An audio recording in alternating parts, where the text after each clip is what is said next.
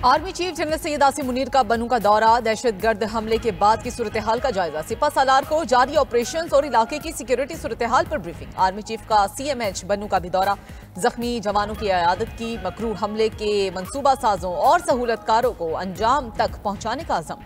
Army chief ने कहा कि बच्चों, ख्वातीन और बुजुर्गों को निशाना बनाना बुज़दिली का सबूत है। बनू कैंट हमले के मंसूबा साज और सहूलतकार जल्द गिरफ्तार होंगे। अफगान सरजमीन पाकिस्तान मुखालिफ दहशतगर्दों के लिए महफूज पनाहगाह बनी हुई है। किसी को पाकिस्तान का अमन खराब करने की इजाजत नहीं। पाक फौज कौम के तहफ़्फ़ुज़ और सलामती के लिए हर मुमकिन इक़दाम करेगी।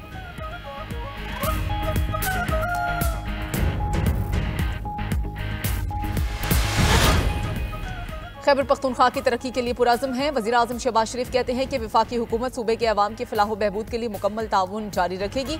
वज़ीर आज़म से मुस्लिम लीग नून खैबर पख्तूनख्वा के जनरल सेक्रेटरी मुर्तज़ा जावेद अब्बासी की मुलाकात। वज़ीर आज़म से मुआवनीन खुसूसी हुज़ैफा रहमान भी मिले।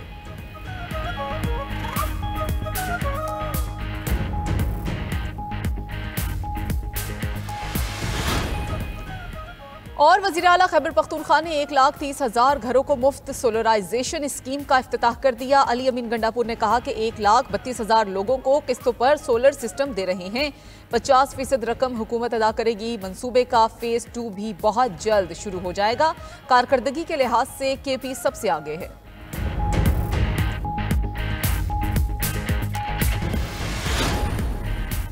असद कासिम बलोचिस्तान से जनरल नशिस्त पर सेनेटर मुंतखब, इलेक्शन कमीशन ने नोटिफिकेशन जारी कर दिया।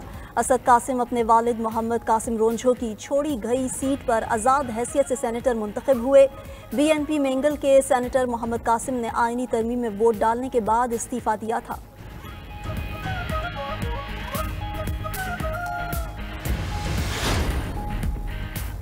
और लाहौर हाई कोर्ट के जस्टिस चौधरी अब्दुल अजीज अपने ओहदे से मुस्ताफ़ी। तहरीरी इस्तीफे में लिखा कि ज़ाती वजूहात की बिना पर अपने ओहदे से मुस्ताफ़ी हो रहे हैं। चौधरी अब्दुल अजीज 26 नवंबर 2016 को लाहौर हाई कोर्ट में जज तैनात हुए।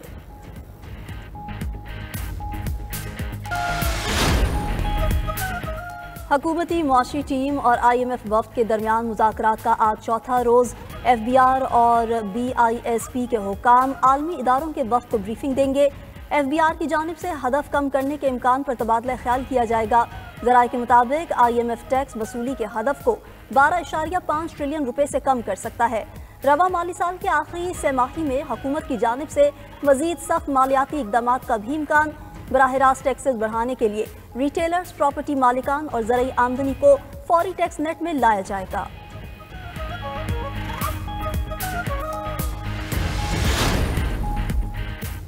आइन में मार्शल लॉ की कोई इजाजत नहीं। मुल्क में कब मार्शल लॉ लगा, इसका मिलिट्री कोड केस से क्या ताल्लुक है? मिलिट्री कोड से मुतल्लिक केस में जस्टिस जमाल मंदोखेल का वकील हामिद खान से मुकालमा। हामिद खान ने कहा मार्शल लॉ का कोई ना कोई तरीका निकाल लिया जाता है। सुप्रीम कोर्ट के फैसले से मार्शल लॉ का रास्ता बंद हुआ। जस्टिस हसन अजहर रिजवी ने रिमार्क्स दिए, आइन के आर्टिकल 270 में मार्शल लॉ के इकदाम को तहफ़्फ़ुज़ दिया गया।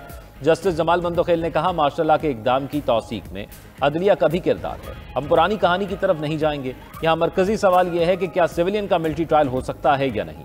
अगर मिलिट्री कोर्ट्स के लिए आइनी तरमीम आ जाए तो आपका मौक़िफ़ क्या होगा? वकील हामिद ने बताया कि मिलिट्री कोर्ट्स जुडिशल बॉडी नहीं, हमें तो 2 साल के लिए अबूरी मिलिट्री कोर्ट तस्लीम नहीं थी। केस की समाअत 10 मार्च तक मुलतवी। सुप्रीम कोर्ट बार एसोसिएशन ने तहरीरी मारूजात आइनी बेंच में जमा करा दी।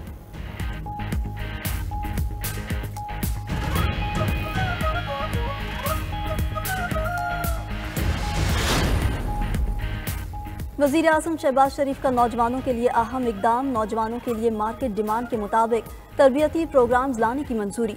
मकामी सनतों में दरकार हुनर से मुतालिक जामिया डेटाबेस कायम करने की भी हिदायत। आलमी सतह पर दरकार हुनर को भी मद्देनजर रखा जाएगा। शहबाज शरीफ का कहना था कि बासलाहियत नौजवान मुल्क का सबसे कीमती असासा है। नौजवानों को बैनुल-अक़वामी मेयार की तरबियत देकर अफरादी कुव्वत की बरामद बढ़ाएंगे। वज़ीर आज़म की ज़ेर सदारत इजलास में आगाह किया गया कि अगले 4 साल में 24 से 60 लाख सालाना तक नौजवानों को पेशावराना तरबियत से रोजगार मिलेगा।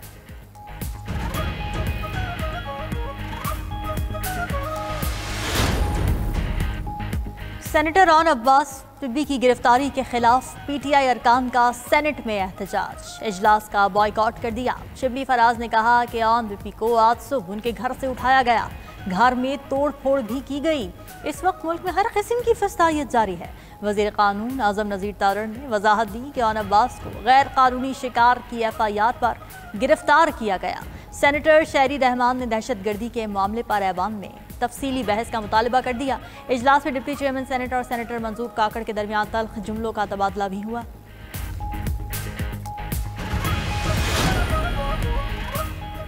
मुल्क में दहशत गर्दी बढ़ रही है, कारोबार सुखड़ चुका, रोजगार ना होने से लोग डिप्रेशन का शिकार हैं। ऑपोजिशन लीडर कौमी असम्बली उमर अयूब की हुकूमत पर तनकीद, कहा हुक्मरान सिर्फ PTI के खिलाफ इंतकाम में मसरूफ है, आइन और कानून की बालादस्ती खत्म हो चुकी है। आसिफ जरदारी और बिलावल भुट्टो अब सिंध का पानी बेचना चाहते हैं।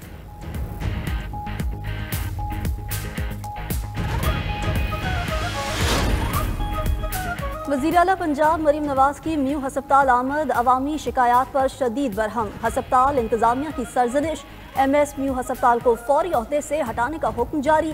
कहा मखलूक रुल रही है, कोई पूछने वाला नहीं, क्या अल्लाह को जवाब नहीं देना? किस वार्ड में क्या हो रहा है इंतजामिया को इल्म ही नहीं। किसी की बद इंतजामी की सजा अवाम को क्यों मिले? मरीम नवाज ने बच्ची की अदवायात की अदम फराहमी की शिकायत पर हंगामी इजलास भी तलब कर लिया। उधर वज़ीर आला पंजाब का सूबे भर में दीही मराकज़ सेहत आउटसोर्स करने का भी फैसला। बड़े हस्पतालों के बराबर सहूलियात और 24 घंटे सर्विसेज मुयस्सर होंगी। वज़ीर आला खैबर पख्तूनख्वा अली अमीन गंडापुर के नाकाबिल जमानत वारंट गिरफ्तारी बरकरार। District and session courts Islamabad में ऑडियो लीक केस की समात जज की अदम दस्तियाबी के बायस बगैर समात मुलतवी।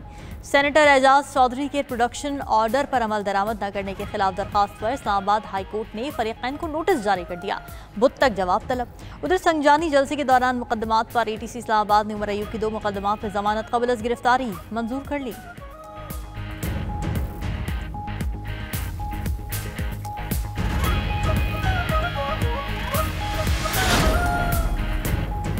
अज़मा बुखारी ने अली अमीन गंडापुर की जानिब से भेजी गई किताब का पोस्टमार्टम कर दिया। वज़ीर इत्तलात पंजाब ने कहा वज़ीर आला KP ने अपने कारनामों की किताब भिजवाई।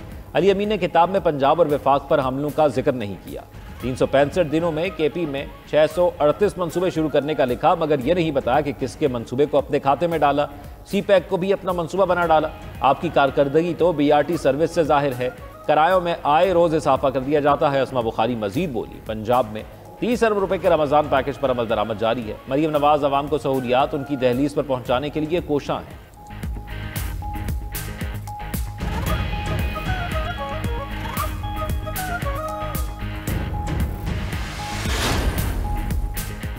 चार रोज गुजर गए, मुनाफाखोर काबू में ना आए। शहरी फल, गोश्त, दालें, चावल बदस्तूर महंगे दामों खरीदने पर मजबूर। फल सबसे ज्यादा महंगे, किन्नू 400 रुपए और केला 300 रुपए दर्जन। स्ट्रॉबेरी और सेब 400 रुपए किलो तक फरोख्त। हैदराबाद में रमजान से पहले 400 रुपए किलो मिलने वाली खजूर अब 600 रुपए किलो में फरोख्त हो रही है। सक्खर समेत सिंध के बेशतर शहरों में मुर्गी का गोश्त 750 रुपए किलो हो गया। गुजरांवाला में भी फी किलो चिकन की कीमत 700 रुपए अबूर कर गई। पंजाब में रमजान मॉडल बाजारों में आने वाले खरीदार अशिया के मयार की शिकायत करने लगे। उधर कोयटा में गैस की लोड शेडिंग के बाद LPG की सप्लाई भी मुअत्तल, शहरी परेशान।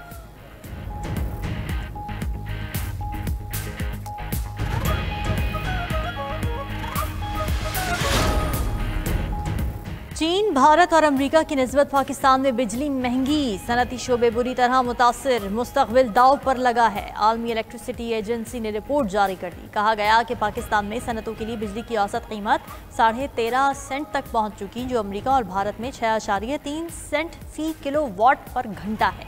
यूरोपीय यूनियन में बिजली महंगी होने के बावजूद पाकिस्तान से 18% कम है।